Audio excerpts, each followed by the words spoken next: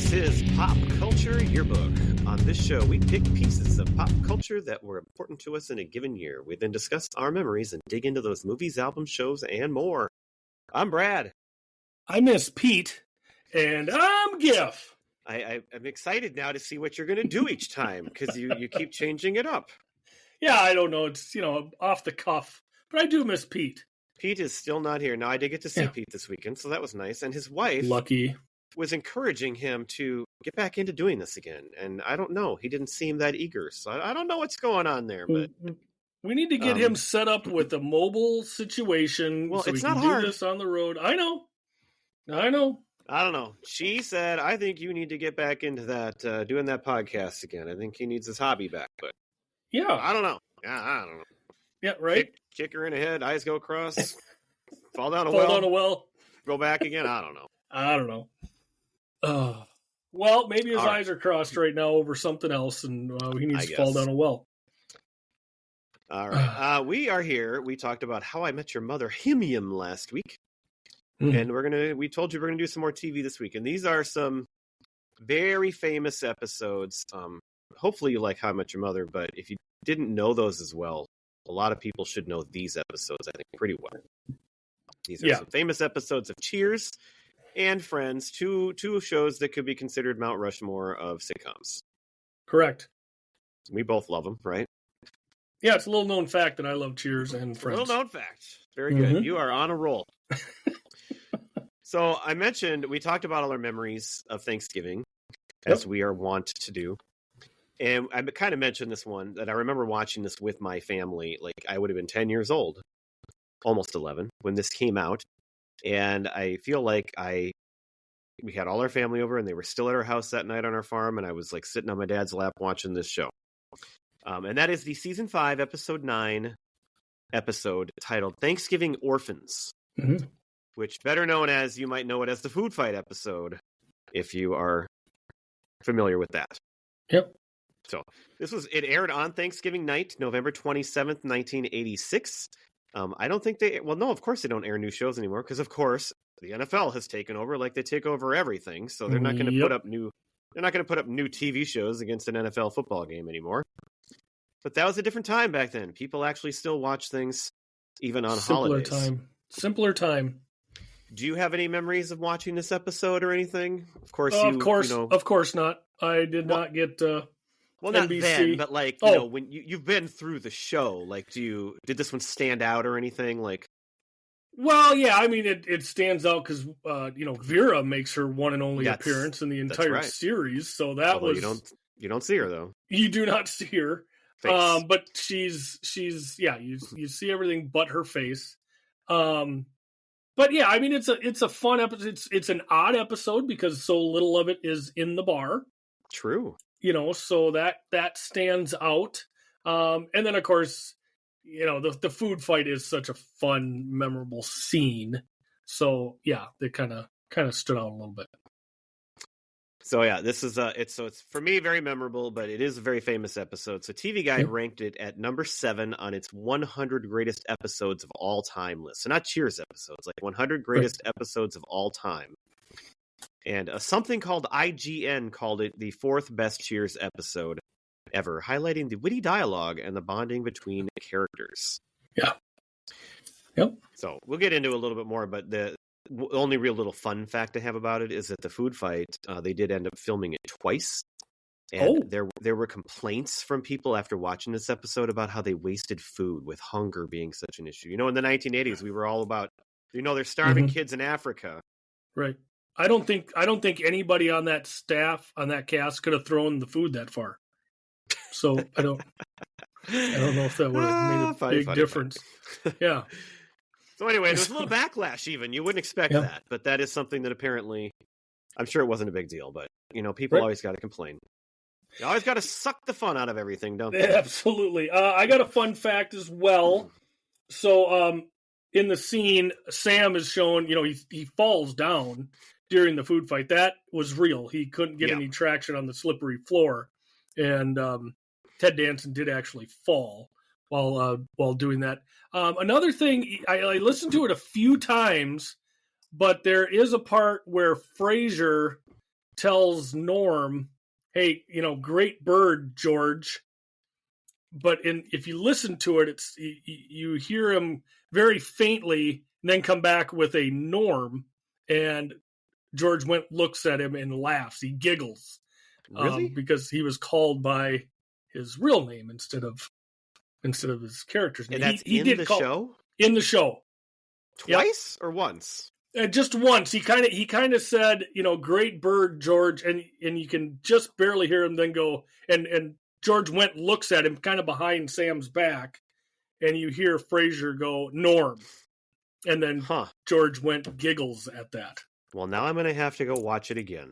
It's very, very faint. I watched it back about 3 times, trying to catch a real clear George. It's not real clear, but it's funny because George looks at him and giggles like it's a pretty good laugh, like kind of caught him off guard.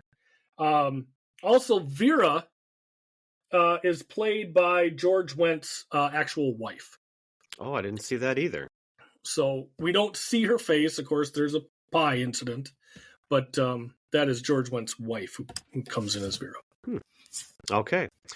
Well, if you are unfamiliar with this episode, then we have our new segment, 1 paragraph summary, sponsored by Google Gemini.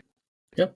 So, in the Cheers episode, Thanksgiving Orphans, all of the main characters find themselves with nowhere else to go for the holiday, except Diane, although that changes, and gather for a potluck dinner at Carla's new house. The holiday unravels when Norm arrives with a massive uncooked turkey that takes hours to prepare, and Diane, who had been humiliated at a professor's snobbish party, attempts to orchestrate a proper Thanksgiving. As hunger mounts and the characters' various frustrations surface, the tension culminates in a massive, chaotic food fight involving peas, yams, and gravy.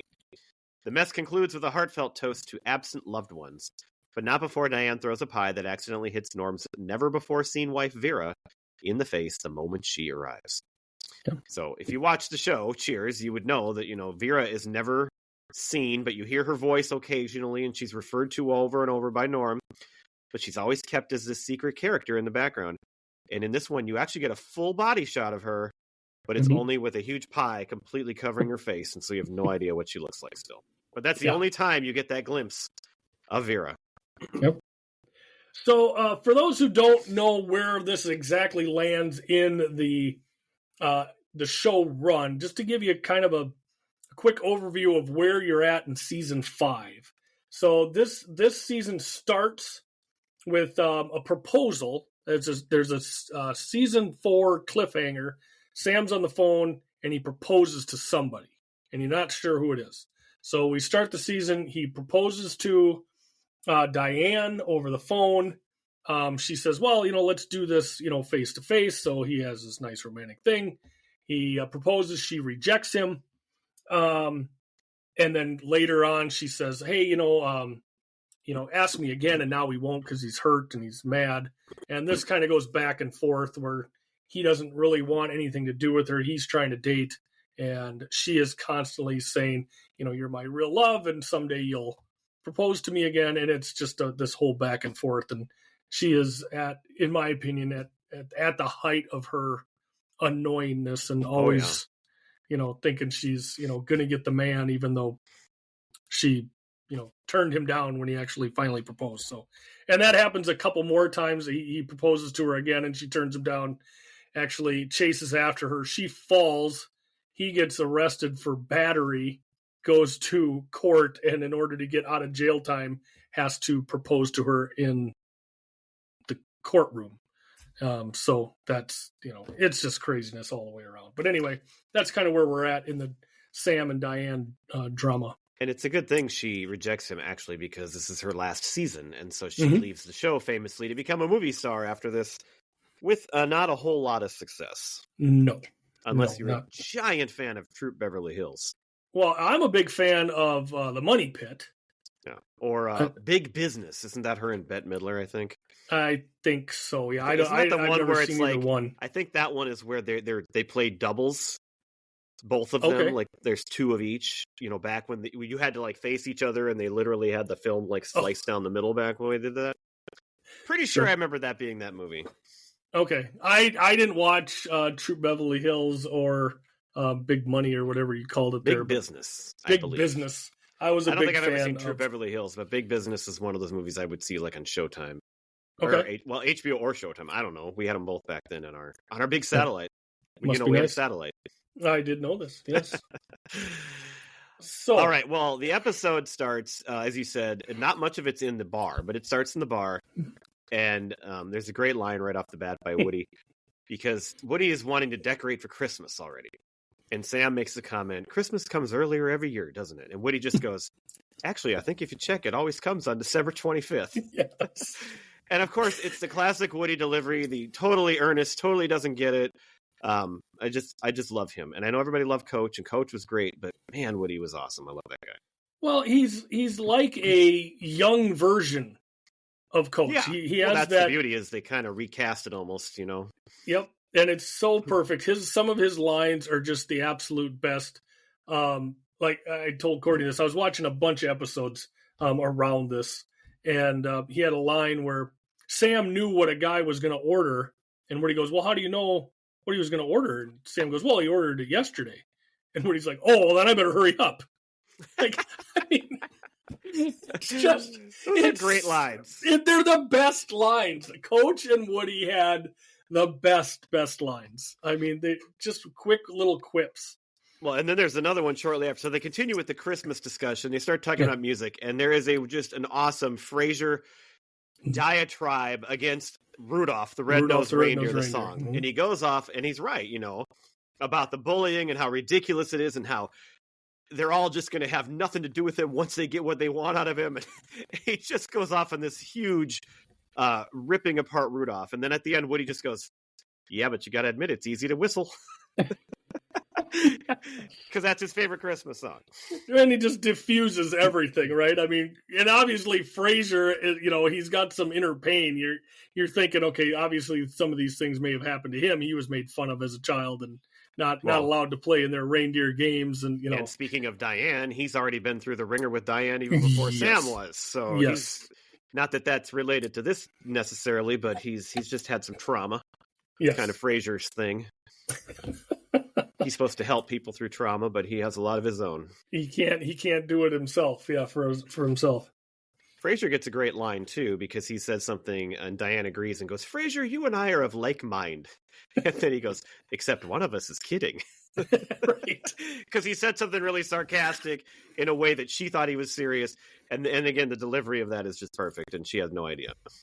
Well, and so we have Diane, coming in, all bubbly and happy because she has plans on Thanksgiving. And, she has no problem that she didn't consult anybody else. She made plans, and she's one of her professor's favorite students. So she's allowed to go to his traditional Thanksgiving party where they dress as they did for the first Thanksgiving. And, she kind of explains all of this and how wonderful it is and how proud she is. And then Sam, of course, he has a date for Thanksgiving, and now she's upset. Like, oh, you didn't consult me on your plans. It's just, she's so absolutely annoying. Well, but she just wants to be part of this academic crowd so bad, and that she just thinks she's so important. And it's over and over. She's kind of the butt of the joke, and she doesn't seem to ever catch on that she's never going to have that in life. Right. This is another case, because it's a lot like our Coming to America episode, where she wasn't brought there to be part of the party; she was brought there to work. Mm-hmm. Right. So the one thing she does do is she is the impetus for getting the crew together. She says, "Hey, you guys don't have plans. Why don't you get together, Carla? You've got a new house. And Norm isn't sure if he can go because he may have to go to Vera's mom's, but Cliff doesn't have plans because mom's gone. And Sam, Frasier, he doesn't have plans. He's more than happy to be invited. And Woody, this will be his first Thanksgiving away from home, unless you count last year. Another great one. Because this is his second year there. Yes.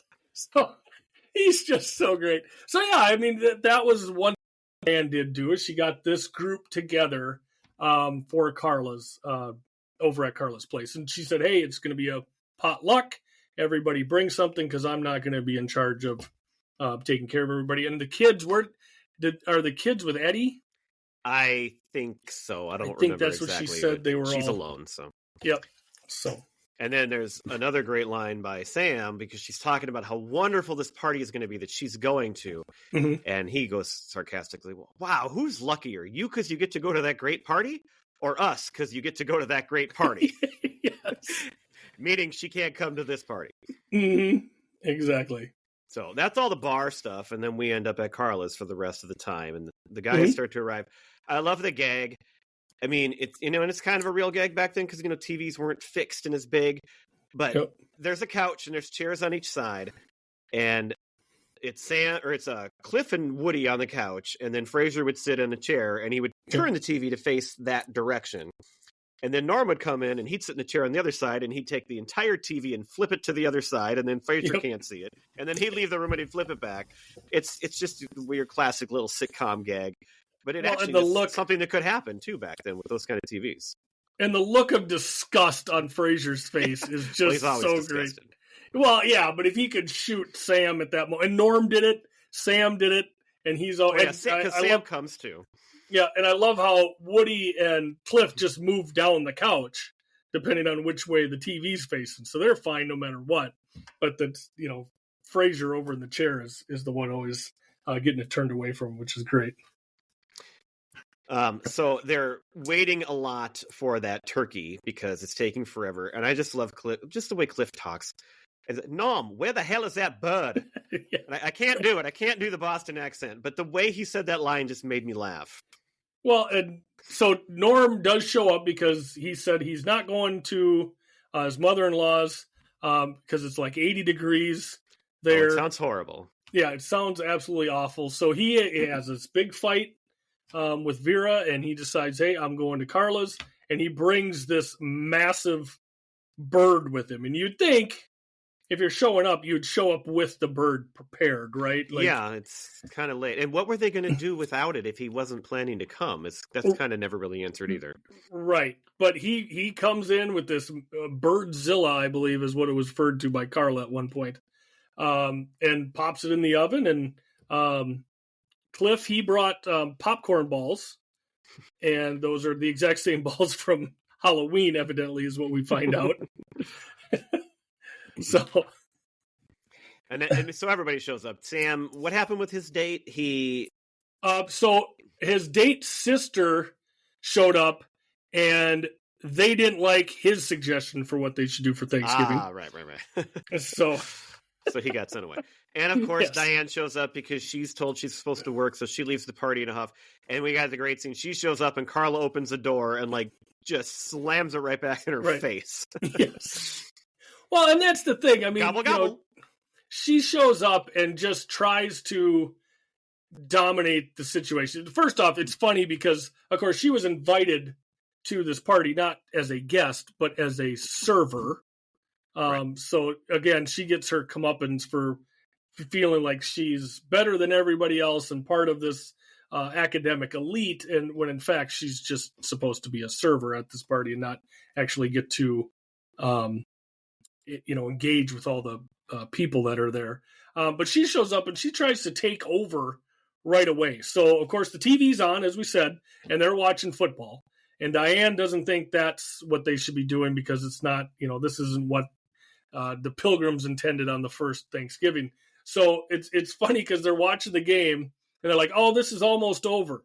And then she comes back in later and she's like, hey, are they wearing different uniforms?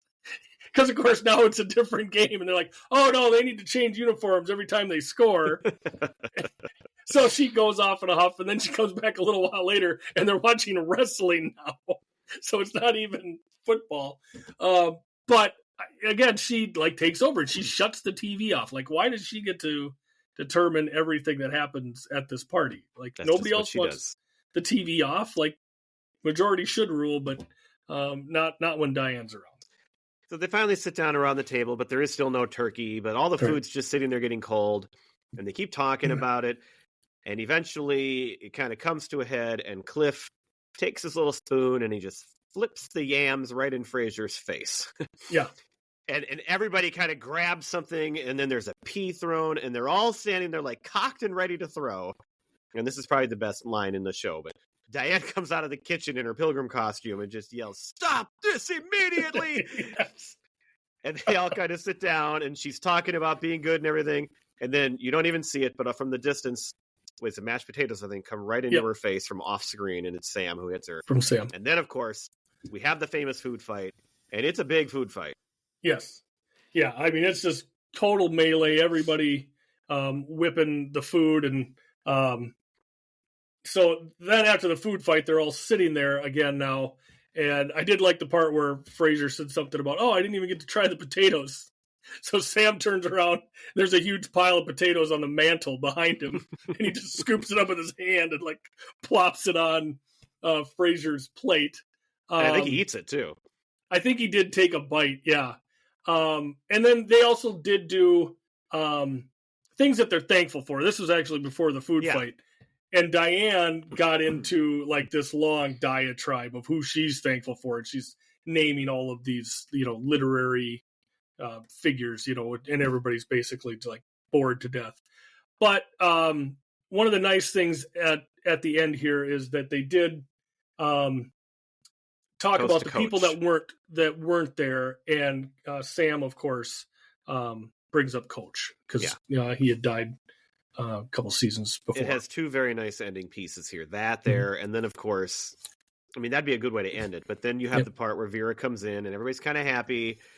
And Diane's bringing out the pie as dessert, and she's about to start another fight and throws it at Sam, but she misses and it hits Vera right in the face. And then, of course, and then she says, "Norm, nice friends, let's go. Get your coat." Yeah, it's great. It's a great finish, and it's a classic episode, and it makes me want to watch Cheers again. Yeah. I watched quite a few episodes leading up to it, just to kind of get the feel for it again. One fun fact that I would like to bring up, not necessarily about this episode, but just the series in general. So this show had 200? Was it 290? 271, I think, because I watched them all about 5 years ago when quarantine hit. So there's 270 episodes for Cheers, and of course you've got Ted Danson, Rhea Perlman, Ratzenberger, George Wendt were in all 270. That's impressive. Then you've got Kelsey Grammer next, then Woody. Do you know who has the 7th most episodes on this show ahead of Kirstie Alley, Shelley Long, and Lilith and Coach? It's going to be Real Perlman's dad. That is correct. The real dad who played Perlman. What's his name? He's just a patron. Oh, but no, he has lines. Phil. Yeah, Phil. He has lines. Yes, he does. But he's just, especially later in the series, he becomes this amazingly funny, just one-liner. And if he's not Carla's dad, but it's Rhea Perlman's real dad playing that role, right? Correct. You got that right? Yeah, that's correct. Yep, he's just in all these fun fact, and he's not necessarily has lines in all these. But he's in the bar somewhere. Probably yells Norm when Norm comes in, along with everybody else. Mm-hmm. So that's just a little fun thing. Has the 7th most episodes for the series, and he has some really good singers towards the end. Yeah, well, yeah, he's had some good ones in season 5 that I watched, later on as well. So yeah, good stuff. Good stuff. Okay, from Philip Perlman.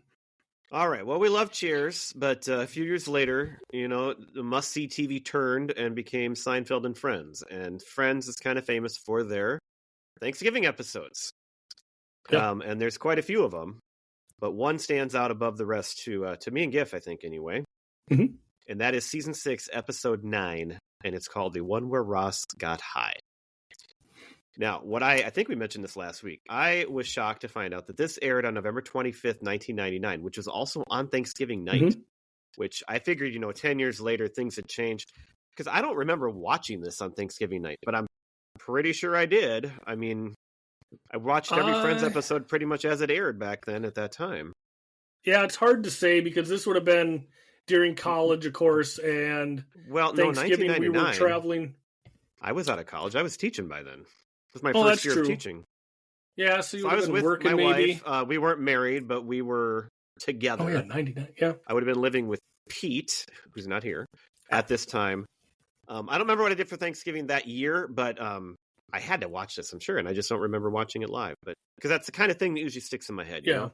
And maybe I did watch it live. You're right, because I would have been in Columbia Heights with my 3 roommates at that point. So and I don't know. I was probably. I guess what happened was it's probably in Tyler, and I probably wasn't with Kim. I don't know, but. Mm-hmm. So Friends in general has great Thanksgiving episodes because Chandler hates Thanksgiving. All these horrible things always happen to Chandler on Thanksgiving. There's a great Thanksgiving episode.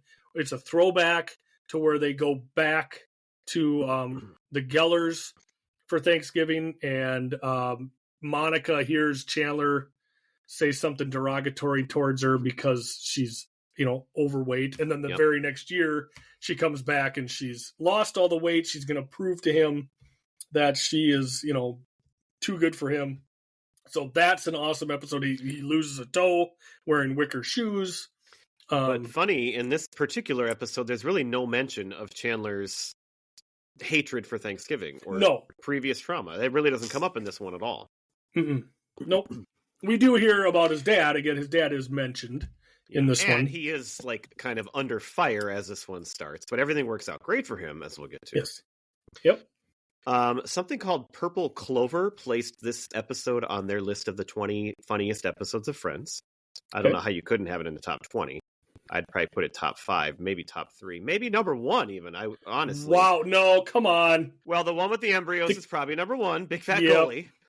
Yep. But besides that one, I'm not sure if there'd be one I'd put above this. I'd have to think about it a little bit. I'm sure we should say our second episode ever was on Friends, and we did discuss this episode and a few others, like our favorite ones. So if you go back and listen to it, you'll find that we really did love this episode. I think we all put in our top 5s. Yep. Right? We discussed all of our top. Yes. That was a lot of fun. The website Digital Spy ranks it as the 12th best Friends episode. Okay. Games Radar ranks it as the 16th best Friends episode, and Radio Times ranked it as the 11th funniest Friends episode. So I don't know what any of those publications are, but they are right that it is one of the best episodes of Friends. Mm-hmm. Yeah. All right. I will read my little summary if you're ready, and then you can catch us up if you want. Yes. All right. So in this episode, Thanksgiving descends into chaos when Monica's parents reveal their dislike for Chandler, whom Ross falsely blamed for his college marijuana use. Simultaneously, Rachel attempts to make a classic English trifle, but accidentally creates a disgusting hybrid dish combining sweet and savory ingredients, including beef and bananas.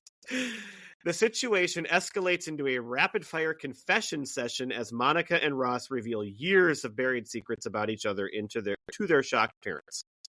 Ultimately, Chandler is cleared and accepted by the Gellers, and Joey is left to eat the universally rejected trifle. Mm-hmm. And there's a lot more going on.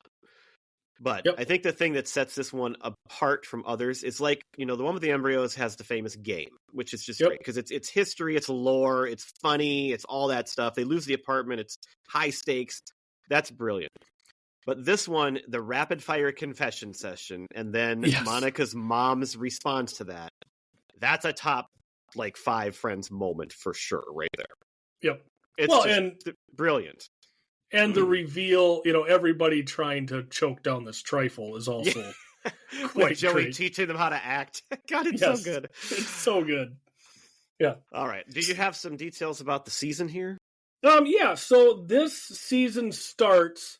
Everybody's in Vegas, and this is where Ross and Rachel. Hello, Mr. Good Lord, Mr. Ross. Mr. Ross. This Rachel? one starts with them being married, drunkenly married in Vegas.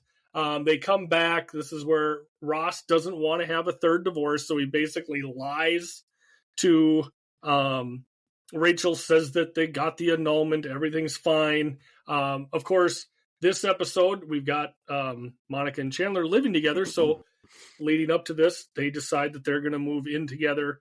So, the whole Ross and Rachel thing, Ross wants Rachel to move in with him. And then, of course, there's the big blow up where she finds out that they aren't actually divorced. So that's kind of where we're at there with the gang. Yeah. But this really is almost kind of a standalone because a lot of that stuff really doesn't come up much here. No. Did you mention that Joey's living with Elle Macpherson? So yes, that at that point, so now that they've settled in, Rachel's with Phoebe. So Joey's on his own. He needed to, fill the spot because he can't pay for anything. Out of work actor. So he's brought in Elle Macpherson as his roommate, who is a dancer. And his ad was like, wanted, roommate, female, hot. no uggos or no ugly. Yeah. Something. Yeah.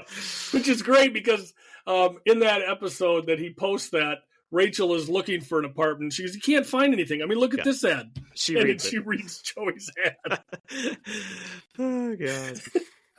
All right. So I think you mentioned that Monica's parents don't know that her and Chandler are living together, much less they don't even know they're dating because she's afraid to tell them and it seems like this would have come up at some point. This show's so good at the history. But anyway, we find out that her parents hate Chandler. Nobody knows, though. Nobody knows why. Nobody knows. They just know that they don't like him, and so she doesn't want to tell him about it. They just assume it's because he's aloof, and I think he makes a comment. I wish people would stop assuming or guessing why people don't like me. And so he spends a lot of the time trying to figure out why they don't like him. Again, we meet Elle Macpherson here talking to Joey, and so she's got a Thanksgiving plan to go with her dancer friends, and they're just going to be drinking wine. And so she invites Joey and Ross. And so, of course, they want to go, but they're kind of roped into going to Monica's first. And then, if they can get out of there, then they would go meet up with the dancers. Right. And, of course, that feeds into the trifle as well because they can't eat dessert. They can't leave until they eat dessert. And, of course, Rachel's taking forever to make the dessert. It's a big deal for Rachel to make this. Everybody's got to, try it and be a part of it. Exactly. I see. Sometimes I write down quotes that I love, but I forget the whole context. I don't remember what Ross said, but there's a great line because this is already 3 divorces by this point. Although you said they're not divorced yet, or that that was earlier in the year. Yep, they are divorced at this point. Yep. But Chandler goes, "How you got 3 women to marry you? I'll never know." I'll never know. I think it was Joey actually, because it was after that's what it was. Is he was trying to impress Elle Macpherson, whatever her Janine. Yep. And he's really, really bad, and he says a lot of stupid things. And then Joey says that. So I got it. Yes, you got it. A thing that makes this episode great, too, is I always love the parents and so many of the side characters that you get on these shows, but they're great here. And so Elliot Gould and Christina Pickles, who we saw last week on How I Met Your Mother, they're not just in the episode. They're like a pretty major part of it. And so that is great. And then we start to hear about Phoebe's dreams that she had about a hunky Jack Geller the previous night. And so now she's around him and she can't even think straight because he's like this sex symbol to her all of a sudden. Right. And it's always then followed up by him doing something stupid or kind of gross that an old middle-aged man would do. Picking his ears or something. She just can't get it out of her head. So that's another wonderful running joke throughout. I like where Rachel goes, really? He'll always be Jack Geller. Walks in on you while changing. I'm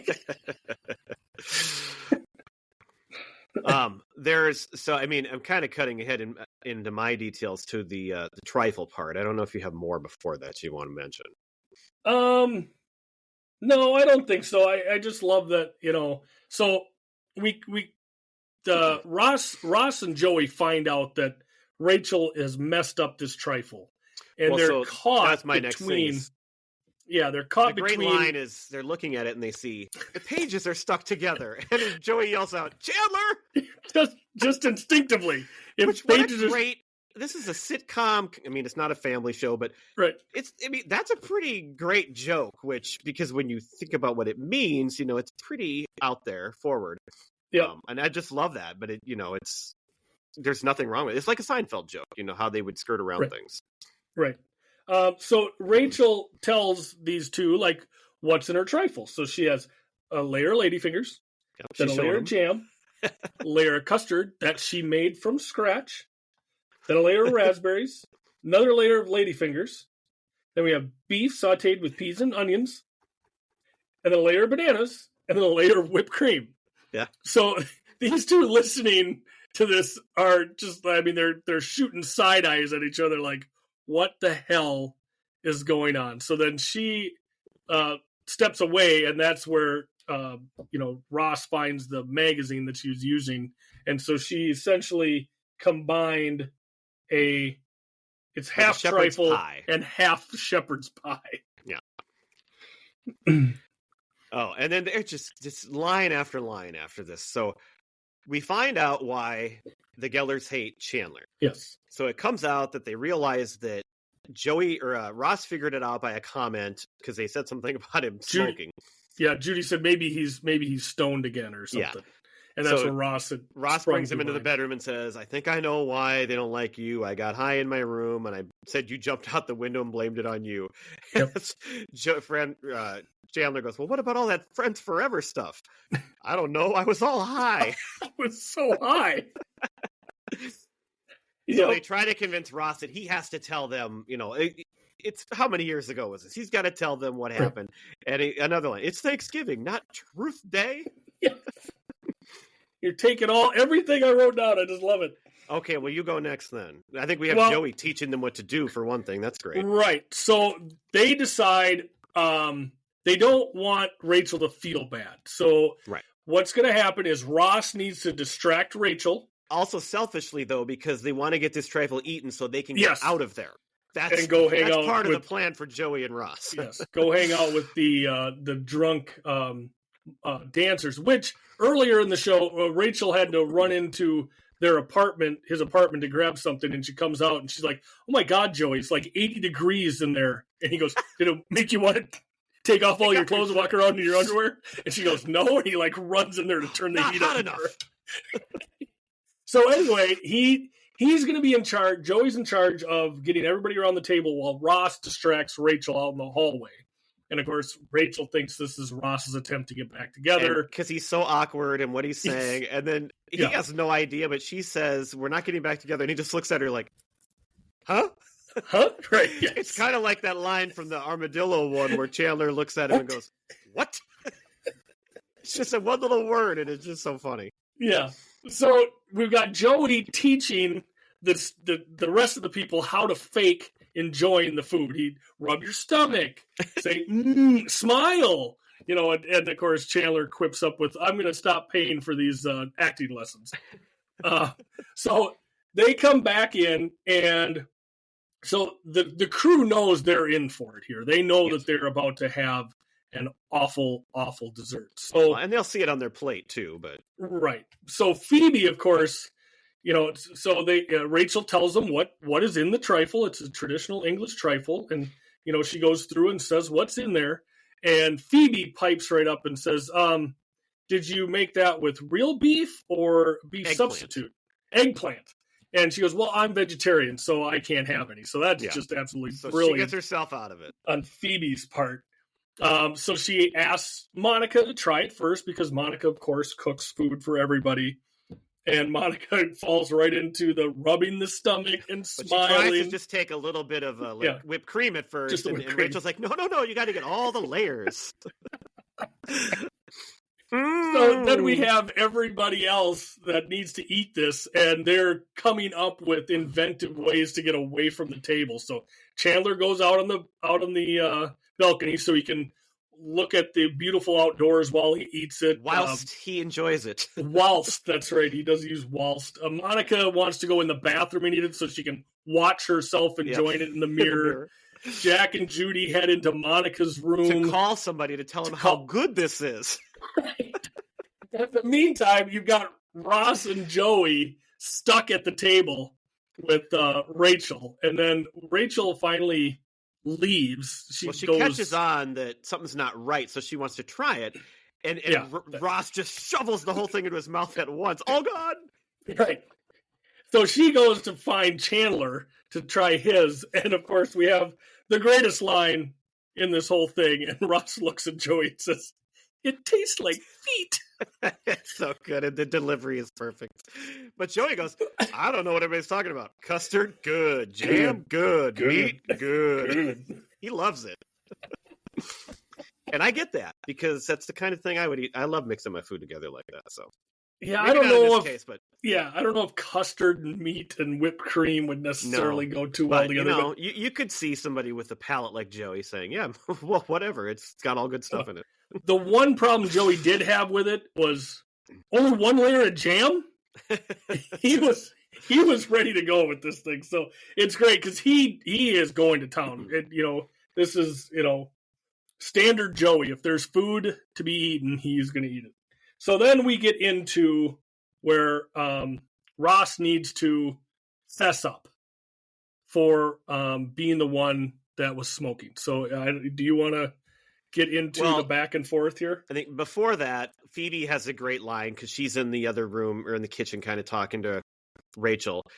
And she's talking about her dream, which also included Jacques Cousteau. And yes, she that's said, right. And she's referring to her dream. Jacques Cousteau introduced me to his pet seahorse, who was totally coming on to me. And please, that is not going to happen. That's so funny. And then in the other room, Jack goes, "Oh, I'm glad I wore the big belt today." And then she looks, because she's on Jacques Cousteau now instead of Jack. Yeah. And she goes to Rachel, 5 minutes ago, a line like that would have floored me. It's just so bizarre, but it's so damn funny. Well, and that's, again, textbook Phoebe, right? Like, she is just way out there compared to the rest of the crew. And sometimes it's not all that funny, but in this episode, it's great. Yep. So anyway, Ross finally has to tell the parents what happened, but he's still having trouble doing it. And it ends up being this like back and forth with him and Monica. And so he mentions that they're living together. She mentions that he hasn't worked at the museum in over a year. Mm-hmm. She mentions that Ross married Rachel and got divorced again. And then once they're done, we get everybody else. Phoebe yells out, "I love Jacques Cousteau." And then Rachel's looking at her recipe. "I wasn't supposed to put beef in the trifle." And then Joey just pounds the table. "I want to go." Yep. Well, so before all that happens, and there's like a little break because everybody just kind of looking at each other, taking a breath. Well, and they start off with Monica says that Ross is the one who stole Jack's Playboys. And then Ross, I forgot to write down. Ross comes in with Monica actually broke the porch swing. It wasn't not Hurricane Gloria. Gloria. And then they get into they got married again in Vegas and the whole thing. So this is Judy, hilarious. But then Judy just looks at everybody and has registered everything they said. Mm-hmm. And she goes, "Joey, if you want to leave, just leave. Rachel, it did not taste good. You were not supposed to put beef in the trifle." And then she goes to Phoebe, "Phoebe, I think Jacques Cousteau is dead." Yes. "Monica, I can't believe you had to hide an important relationship like this from us. Ross, drugs, divorced again." And he just goes, "I got tricked into all those things." Because that was his plan. He was going to not tell that. He was going to say that it wasn't Chandler. But he goes to Monica and Chandler and says, "Well, who should I tell him tricked me into smoking the pot?" Yep. Yeah, he's how old and still won't fess up to his parents. Like, he can't be looked down upon by his parents. So she has the great response. But then it ends again, kind of like Cheers, Toast and Coach. You have this sweet ending because she goes to Chandler. "Chandler, you stuck by Ross through the drug problem, and now you've taken Monica under your wing." And she says, "What a wonderful human being." And she looks at those two and goes, "I don't know what I'm going to do with you two." And then he goes, "I'll talk to them." I'll talk to them. Yep. It is brilliant. It's just that whole back and forth from the beginning of Ross and Monica all the way to that is some of the best writing I've ever seen on a TV show. And then, I mean, you also get the little kind of like tag at the end that Joey's going around eating all the trifles. Yes. Not only did he enjoy his, he went and finished everybody's. Got that one too. Yep. Yep, got that one too. Got yours. Oh my God. It's one of the greatest sitcom episodes I've ever seen. It's just fantastic. Yeah. Yeah, it's outstanding. It's fun again because you've got the best episodes is where you have all six of them the whole time, basically. But then, like you say, you add in the Geller parents, and they're always outstanding in any episode they're in. But to have them, kind of rotate around them, everybody's kind of dancing around them. Well, and often when they're in it, it's kind of a flashback too. But here we get, here they're part of the real world, which is, I don't know if that's something a little bit different too, but it's just, and it's, Thanksgiving, so you have family over. It's, I don't know. It's just such a perfect episode of sitcom television. Yep. It is. Okay. All right. Well, in honor of Thanksgiving and Rachel's trifle and foods, we are going to draft Thanksgiving foods tonight. And so we do have Pete's list. So even though Pete's not here, he will be drafting third. I will pick whatever's next up on his list. Yep. And when we get to his part there. So I'm really looking forward to this. You each have 15 even, so you've got enough to be sure. I do have 20. I'll be curious to see which things we have that are kind of unique to each other. Oh, sure. And see how that comes out. So I do have the first pick in this one, followed by Gifford and then Pete. And I kind of wish I didn't have the first pick, but whatever. And I'm going to go with it. I mean, I'm going to take turkey. I mean, it's Thanksgiving. Okay. And I do love turkey, and Thanksgiving turkey just hits even better than normal. And really, I'll eat deli meat turkey a lot, but this is the only time of the year I probably eat real turkey. Oh, sure. You never eat it. So it's such a special treat, and I love it. And my, people are great cooks in our family. So I don't know. You got to pick turkey number one, right? I don't, but fun story. Courtney's grandma would always talk about how much she loved the Thanksgiving leftovers because afterwards she could have a hot beef sandwich, even though there's no beef, it's turkey. Oh, so okay. So for me, the bird is down the line. Oh, wow. So my number one with a bullet, no doubt about it, is dressing. I know some people call it stuffing if it goes in the bird. Oh, so this is the same as stuffing? Well, you can do it however you want. I'm going to say dressing because I'm used to it being made outside the bird in a casserole dish. My brother 2 years ago was just warming the dressing out on the smoker, and he got this nice smoke flavor to it. It was even, I can't imagine getting better, but that was way better. So this year we had it again like that. It's awesome. So dressing is my number one without a doubt. And I will say I never ate that ever until I think 2 years ago. My mother-in-law brought it, and it just looked better that day. And my wife, she didn't eat it either. We both ate it that day, and we were obsessed. We couldn't stop eating it. Yeah. So and guess what Pete's number one overall pick is? What's that? Stuffing. Perfect. So he didn't get it. You guys are on the same page. I think it's great, and I'm a dry stuffing guy. I don't want a moist stuffing at all, because here's the thing: if it's a little dry, just put a little gravy on there. It'll moisten right back up to the consistency you want. That's a perfect comment, because Pete's number two pick is turkey. So I got to go to his number three here, and guess what it is? It's gravy. Gravy. Oh, bury me in gravy. And he even wrote gravy. That counts as its own food. I have it as my number 4. I got it too. I have it 11, but I have it on there too. Gravy can make or break it too, because if you don't have a good gravy, it's oof. See, and that's what we're actually going to make our turkey this year, and try to learn how to make a turkey for once. Okay. But one thing I don't know if I could ever do as good as my mom or anybody is make gravy, and so she's going to hopefully she'll make that, and we're going to. I don't know if we can ever figure that out. But my mom makes awesome gravy, and sister-in-law makes great gravy. Yeah, it's awesome. You got to have the proper gravy, and the sad part is for me, gravy doesn't reheat well. So I love Thanksgiving leftovers almost as much as I love the meal itself. But gravy, for me, I just can't ever get it to reheat properly. It's different, but I do like to reheat it, because you put it on, and it's all thick and chunky. But when you heat it up and you mix it in, I still think it's great. It adds. But it's very different because it's not runny or anything anymore. Yeah. Yep. All right. What do you got for number 2? Turkey, stuffing, and gravy. I'm going to go now to my number 2, which you can probably guess it if you know me. It's going to be the old standby. Mashed potatoes, which includes the gravy too, but I can't take gravy. I'll take the mashed potatoes. That's my number 2 overall, and it's got to be real mashed potatoes. Some chunks, a little bit of chunks in there is always a good way to go. My mom there will be no chunks in there. Oh, see, I like it a little thicker and a little chunky. Not like big clumps or anything, but a little something for texture. However, what we do, it's kind of more of a Christmas tradition, but I think we've been doing it at Thanksgiving too lately, is we will put a nut in the mashed potatoes, and whoever finds the nut gets a prize. Well, So that's besides the nut, a little the family nut tradition itself would be a prize for me. Yeah, that's awesome. All right, what do you got next? All right, so I'm going to get 2 of my top 3. Like I said, mashed potatoes, real mashed potatoes, my number 2.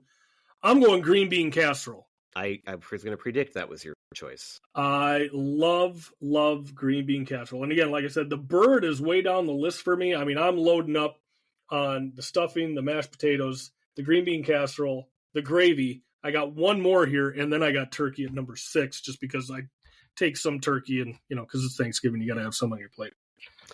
So this is Pete's top 5 have all been picked in order. So I got to go to his number 6 now. Okay.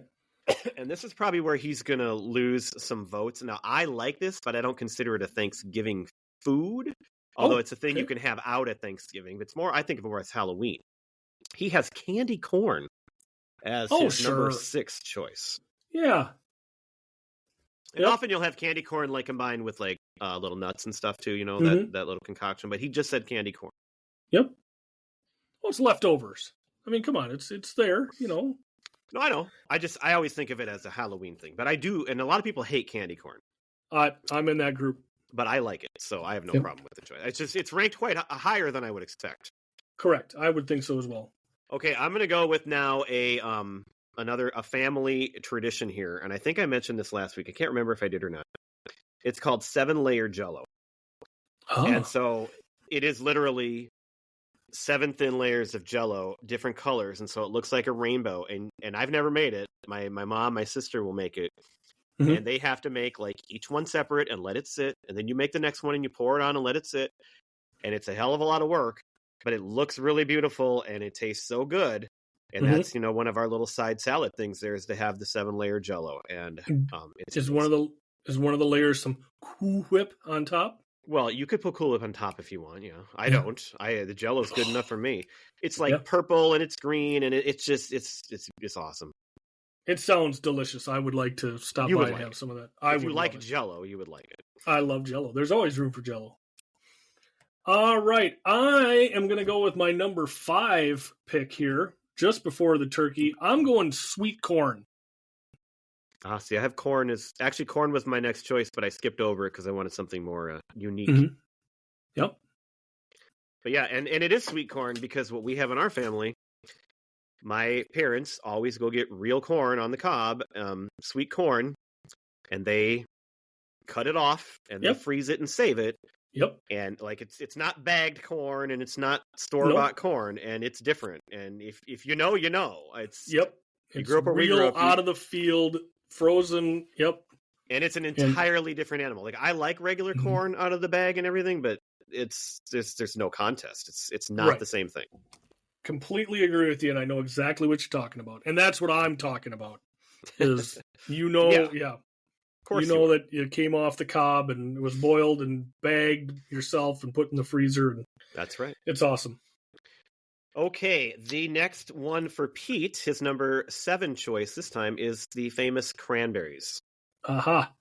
So he didn't label specifically. I don't know if he means the cranberry that I love that just kind of squirts slowly out of the can or not, but that's what I always think of, and so he has cranberries as his next one. That is the cranberries that I will eat. I am not a fancy cranberry make it from scratch.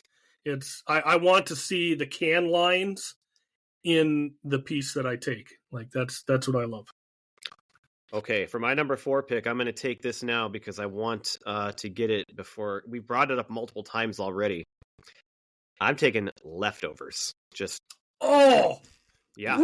awesome. Well, and Pete had this on his list as well. Well, he had actually I did not. He had leftover turkey sandwiches, and he labeled it sneaky favorite. But there is nothing I like more than, because we eat our Thanksgiving meal, around like 1:00. It's basically it's lunchtime. But the family hangs around, and then you're going to pull everything back out that night, and you're going to eat it. And there's nothing better than a Thanksgiving night. Heat up the corn, heat up the potatoes, maybe have the turkey on a sandwich. But I love the leftovers. And when I saw it on his list, I was like, yes, that's a great choice. That's a great choice. Awesome. Well, one of those things that you need to make a good turkey sandwich with your leftovers, you can have it during dinner, is the dinner roll. Buns, yeah, you the dinner need rolls. to have the dinner rolls are an absolute must with a nice pat o' butter on there. That was my next one as well. Yeah. I do not put butter on it, though. I don't need any butter. Just dip it in the gravy.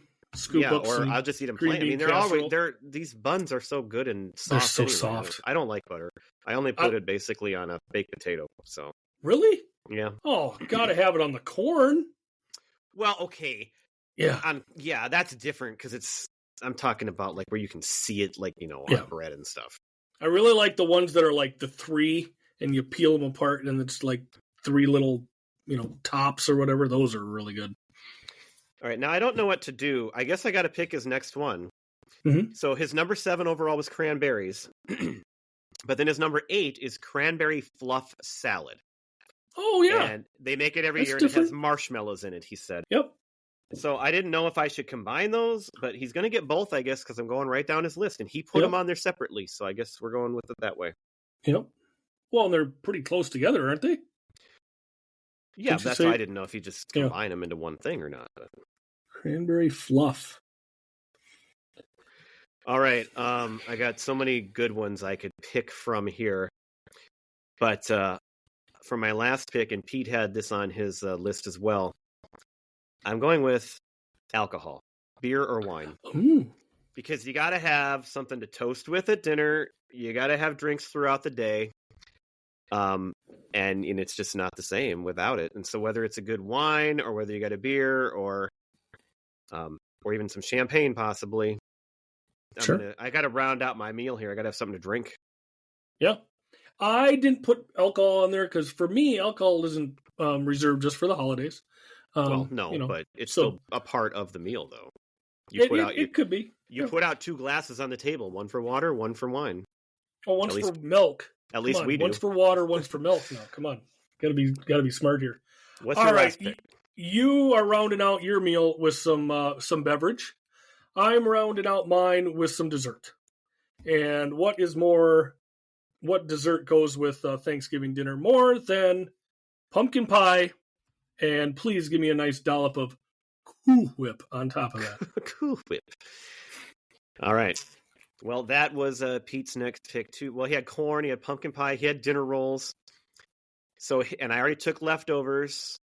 So his next one, and I took alcohol, but he did write down white wine. He also has apple pie. What do we give him for the last one? It's either going to be wine or I think we got to go apple pie because I already took alcohol. Yep. Okay. I had apple pie on my list as well. I also had. Oh, go ahead. Well, we did exhaust his whole list there then. Because he had beer, wine, and leftovers on there, so they were all kind of taken. So all of his 15 are gone? Yeah, I have several more, but that was his entire list. I got a couple more. And these, I'm not a sweet potato guy, but I put it on the list. I'm not either, but it's my wife's favorite, so that's a big one. And that's the one thing she makes them. She make and it's the kind where they're all, creamy, and then she puts the marshmallows on top, and so yep. That doesn't surprise me because she's so sweet already. Yep. Butternut squash. I don't have it every year, but I love butternut squash. I was reaching here when I put down veggie tray and then wild rice with Courtney's family. That's more of a big one. But then I also had pecan pie. Pecan pie. So I did have 3 pies on my list: pumpkin, apple, and pecan. All right. I have a couple other vegetables. So actually I had way at the top of my list, I had creamed peas. I was going to say, where's peas on your list? For God's sakes, man. But corn's above it, and sometimes we'll have both. But the way my mom makes them, especially for an occasion like this, it's not just peas. She makes like a white gravy, and they're called cream peas, and so they're in like a white sauce. It's like a creamy white sauce, and they're incredible. And of course, I love peas. I know you love your peas. We have the 7-layer Jello, but also I put orange Jello. The orange Jello with oranges in it. I mean, that is a classic, and it is wonderful. Yep. My nephew always usually makes a side. It's kind of a newer one for us because my parents, they don't really, favor this on Thanksgiving. But mac and cheese is a good Thanksgiving side. Yeah, especially for the kids, they like it. I was talking to Courtney about that, trying to get my list put together. I'm like, do we have mac and cheese on Thanksgiving? Usually that's like maybe more Easter, like cheesy potatoes seems like that's more Easter cheesy or Christmas potatoes, even. Yeah. But I was like, no, we really don't have those because it's just mashed potatoes. So I did not have it, but I did think of it. I mentioned earlier this month, we make these little things called pepper nuts. They're little round like cookies that are Danish that we make, and we usually have a batch of those. Or my mom will usually have a batch of those made before Thanksgiving, and so that's just something you just pop in your mouth and can and snack on throughout the day. What else do we have here? I have 3 more. Along with the leftovers we have at night, when the family does stick around, we want to make sure we have some food left, especially for like some, and they're not kids anymore. They're like in their 20s and teens. But we usually get a pack of pizza rolls and cook them up at night because who can go wrong with a little pizza roll along the side with everything else we're eating? It's great. Yep. I did put carrots and green beans. You have green bean casserole. I don't like green bean casserole. We don't ever make it, but we do have green beans and carrots sometimes. Oh, okay. And then finally, I did have ham because if you're gonna have an alternative to turkey, a lot of people would add ham or even have both. I think we've had Thanksgivings probably where we've had both. Yeah. And I'd like to apologize to my brother. I didn't put ham on my list, even though he did smoke a phenomenal ham this year along with the turkey. And I ate the ham more so than the turkey. I love ham. So that's how I got to 20 right there. Yep. Yeah, that's a really nice list you got there. Hey, if you're going to talk about bringing food out later at night, you got to include the cut up meat and cheese. You just do like the summer sausage with the crackers and the block cheese that's sliced up. That would be an afternoon, or if you got there early enough, like an appetizer that would be out too. Correct. To me, that is something we usually have at almost every gathering. Everything. So I wouldn't put it on Thanksgiving because if our family gets together, my mom usually has a meat and cheese tray and crackers. Right. But then you could also say that's the same with alcohol, I'm assuming. Yeah, and you could say that about corn and mashed potatoes for our family. But you know what I mean. I suppose, yeah. Yep, fair enough.